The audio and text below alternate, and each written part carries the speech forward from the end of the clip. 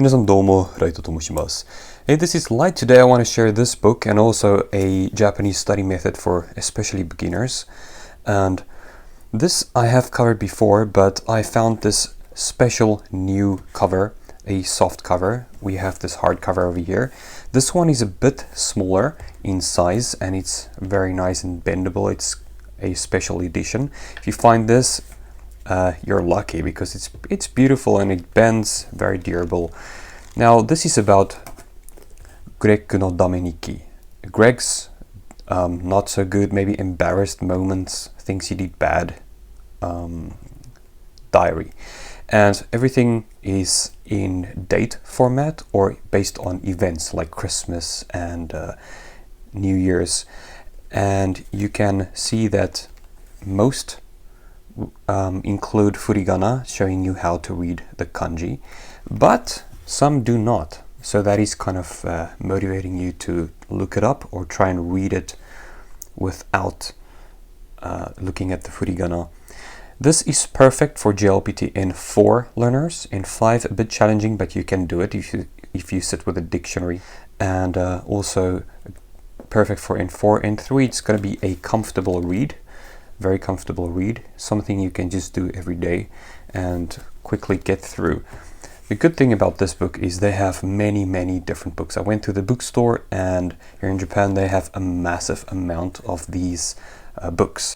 So you can kind of choose whatever you want and just kind of go through the whole series if you enjoy it. When you start off learning Japanese, a good study method is actually to get a small pocket notebook, empty. It can be kind of medium sized. My kids actually put on stickers and everything, and also it can be larger. And you can see I use all 3 of these for different reasons. Now if you're a beginner, you might need a bigger space to write because you can't really write that small yet.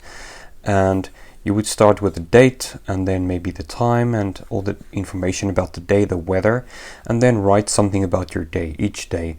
And then when you're done with the book, you just look back and you see the progress you've made. And the point is not to say, well, I can now write Japanese. The point is when you're, for example, writing this kanji nikki diary, it kind of makes you think of, hey, what am I writing now? It's going to make you ask yourself a lot of questions.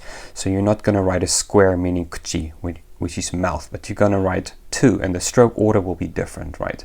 So keep in mind that writing is not just to learn how to write, it's also a tool to make you think, asking you questions without you even realizing it, right? And you can do a few sentences per day. That's actually how I started.